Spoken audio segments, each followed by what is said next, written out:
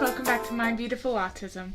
Today we're going to be talking about autism and the workplace. Because I have moderate functioning autism, a lot of people tend to ask me how I manage to work full time. And the answer to that question is that I have a lot of support at work. So just a general idea of what my career path has looked like so far. When I first started working, I worked at a fast food restaurant. And I really excelled at that. I had a lot of support from my manager. At that time, I didn't know I had autism. But I had a lot of support with my manager with things that I now realize are autistic traits and autistic qualities that I needed help with. So she was really awesome.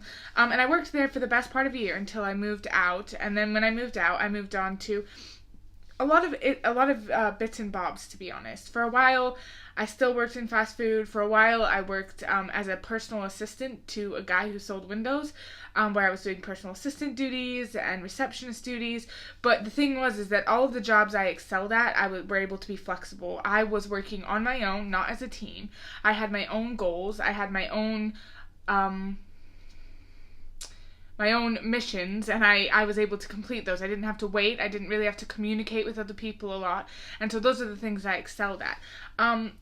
I experienced quite a trying time in my life, which was my great-grandmother passing away. And at that point, I began to have an interest in the care field. And so I went to school and I got my CNA. So in America, that's a certified nurse's assistant. I got all my qualifications to be a CNA. And then during that time, I worked in a nursing home as a dietary aide. So I helped deliver food, feed people, and deal with all of that, but I wasn't actually directly caring. After I got my CNA license, it was a bit of a strange time in my life because I was months away from getting married. I was right smack dab in the middle of wedding planning. I was smack dab in the process of getting my visa for to come and live in the United Kingdom with my partner. So I started working at a care home, and I loved it. I loved every second of it, but I didn't have a lot of the support that I had when I was here. In the UK. My boss constantly was telling me I needed to go faster. I needed to stop obsessing over the small things, and I needed to devote my time between all of these people instead of just a few of them. And I was being told, you have to go faster, you're not keeping up. And I mean, she was willing to work with me on ways to do that, but she wasn't very understanding about the reasons the struggles that I had. At that point, I ended up stopping working there, and the reasoning for that was not because of my boss. It was because, like I said, I was smack dab in the middle of wedding planning and visas, and that is such a stressful thing, and I just couldn't handle it. So I just got just a simple job where I was just working in retail, a really slow retail, so just a small shop where not many people were coming in, to be honest, and I had really flexible hours, and I worked to my own goal, and I helped people, but it was all in relation to one thing. So then I moved to the UK, and obviously it took me a while to get a job here because all the qualifications don't actually come over. And I first started working in a really lovely place, actually, a residential home for adults with mental health problems. And my boss at that time knew that I struggled with my own mental health. At that time, I was in the middle of I had a diagnosis of borderline personality disorder, I believe, and intermittent psychotic episodes. But they were completely controlled. So at that point, I wasn't a danger. We had to go through some paperwork. We had to do a personal plan and a risk assessment to make sure I was able to do this. But basically, I worked one-on-one with 4 gentlemen, or 1 to 4, I guess, with 4 gentlemen who lived in a residential home. And it was so great for me because it helped my executive function, because my job was to help them with daily things. So I was there practicing cooking and cleaning all day. But they also helped. So I was helping them get involved in their daily life. I was basically running a household. And I worked there up until the point where me and my partner decided, because my partner got accepted into a university, we moved. I would still work there if I was if I was living in that area. So when I moved first to this city, I had got a couple job interviews, and I got really excited, and I got the job that I wanted. And it was quite a commute, but the people were lovely, the management was lovely. It was a great home. It was lovely. So when I worked there, it took me a week or two because I was in the process of getting my diagnosis. So it took me a couple of weeks to like come to my boss and say, look, this is what I have. This is the struggles that I was having.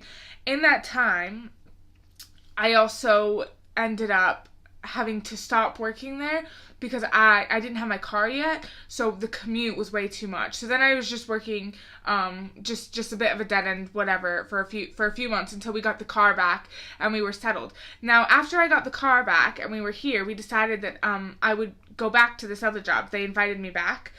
They were more than happy to have me. And at that point, I had fully gotten my diagnosis, so I knew exactly what was going on, and I was making active attempts to better myself and do things for me that would help me. So my boss was really great. So I had certain days that I had therapy, so she always made sure that I had the times off that I needed. But after a while working in therapy, I went through a bit of a hard period where I wasn't doing as well controlling myself as I could have been.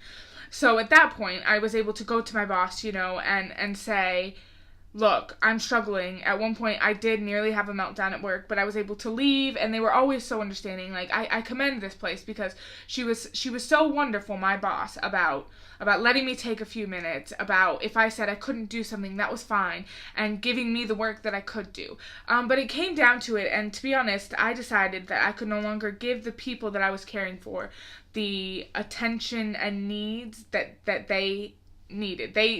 You have to care for somebody, and I wasn't giving that to them, and that wasn't fair. That wasn't fair to them, to me, to my employer, because at the end of the day, I was asking for these accommodations, which I'm a firm believer that asking for accommodations is okay, but I'm also a firm believer that if you can't take care of somebody in the healthcare field, that you don't need to be in the healthcare field. There's hundreds and hundreds of things, like there's other jobs that you can do in relating to it. You could be an activities assistant, or there's loads of different things you can do to care for people, but if you can't provide that care for them, there's not a lot by way of assistance that they can give you, because you have to be able to care for people. So since it was a joint decision really between me and my boss and everybody that I needed to take a step back.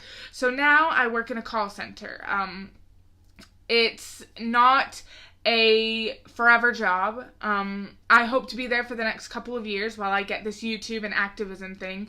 So basically the decision that we made was that I needed to take a step back and give myself more time for me. So instead of being so emotionally invested in my work, now I go to work, I call people all day, I meet my goal. I once again, I'm back to that. I have a goal, I meet that goal.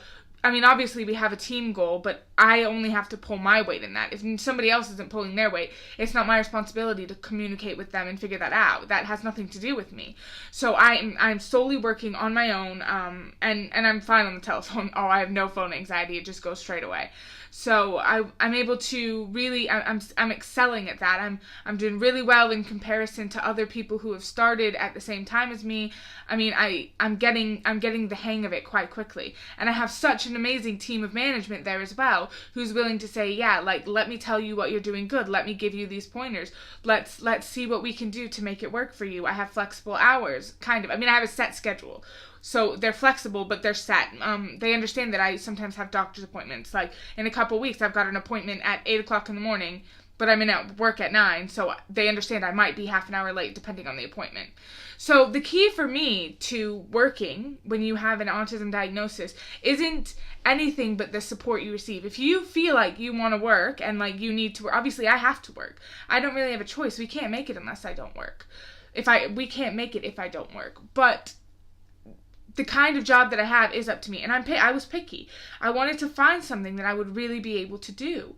So autism is I don't know if it's a barrier to working, but the people you're working with and the people who you're answering to can be a bit of a barrier. If you have a great team around you who's saying, like, yes, this is good, let's see what we can do, let's see how we can help you, you're really going to succeed. And the other, a big piece of advice that I give people is ask for help. All you have to do is ask. If you can ask for that help, then you can make sure that anything happens. If you can do the task with a little bit of assistance, ask for that assistance, because more often than not, people would rather have you work for them and be a dedicated employee and a hardworking employee and give you a little bit of assistance every now and again than not have you at all. Anyway, guys, that's a little bit about me and my experience as being an adult autistic person in the workplace. Right, thanks for joining us, guys. Remember to like, subscribe, and comment down below if you have any video ideas. Check out my other videos. I've got a pretty steady setup now where I'm putting out content twice a week, Mondays and Thursdays. I've got a really cool giveaway going when I hit 50 subscribers, and we're really close to hitting that. So make sure that you guys subscribe. That way you can get in on that, because only the first 50 subscribers are going to be eligible to be in that giveaway. Alright, guys, thanks. Bye.